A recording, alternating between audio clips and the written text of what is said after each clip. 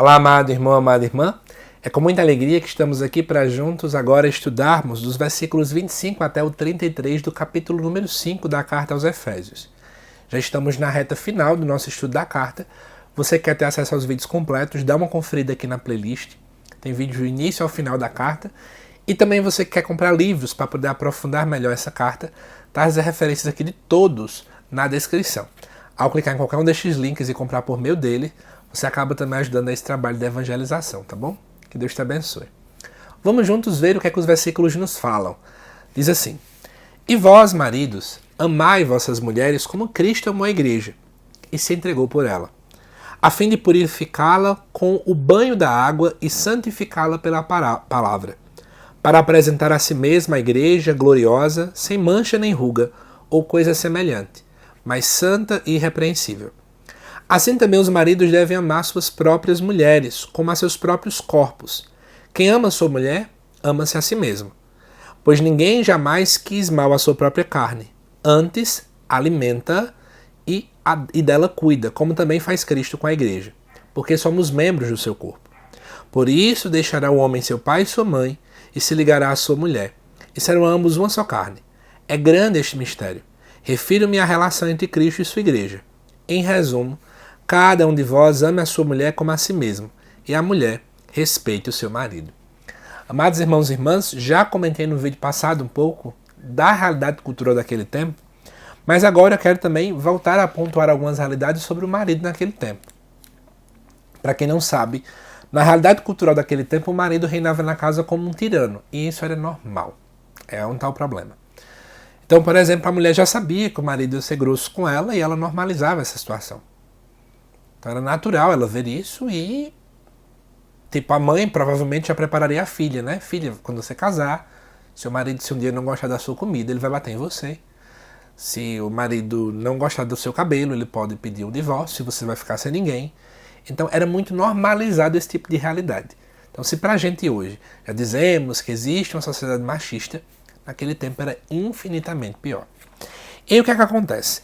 O texto acaba não tecendo toda uma construção nova diante desta realidade. Esqueça um pouco disso. Não imagine que o texto vai propor uma revolução completa sobre tudo isso. Na verdade, o texto agora vem sugerir algumas modificações, especialmente no que tange da relação do marido para com a esposa. Por que motivo eu estou falando isso? Porque, por exemplo, no versículo 25, está exigindo que o marido ame a esposa. Isso, para aquele tempo, era completamente revolucionário. O homem não precisava amar a mulher. Ele apenas estava com ela e ponto final. O amor não era obrigatório, da parte do homem. A mulher sim tinha que amar, o homem não. Então, na verdade, o grande objetivo da carta aos Efésios é dizer assim, olha, é preciso mudar essa realidade à luz da forma como Deus age. Não é porque a igreja é submissa a Cristo que Cristo não amou a igreja. Ele se amou e ele se entregou de modo completo, doando sua própria vida. O marido é também chamado a dar a sua própria vida dentro do matrimônio. O marido é chamado a dar a sua própria vida para a esposa e também para os filhos. O marido é preciso que ele tenha uma entrega total à questão familiar. É esse o grande objetivo destes versículos. Mas, até para fundamentar, no versículo 26 fala da questão de purificar com banho de água. Isso lembra um pouco lá de Ezequiel 16, versículos de 8 ao 14. Porque lá fala o seguinte, que Deus faz uma aliança matrimonial com Jerusalém, depois de lavá-la e adorná-la. Então, mais uma vez, esse mesmo contexto. E aqui fala também santificá-la pela palavra, né? Quero pontuar alguma coisa para vocês. Naquele tempo existia a fórmula batismal, assim como temos hoje. Eu te batizo em nome do Pai, e do Filho e do Espírito Santo.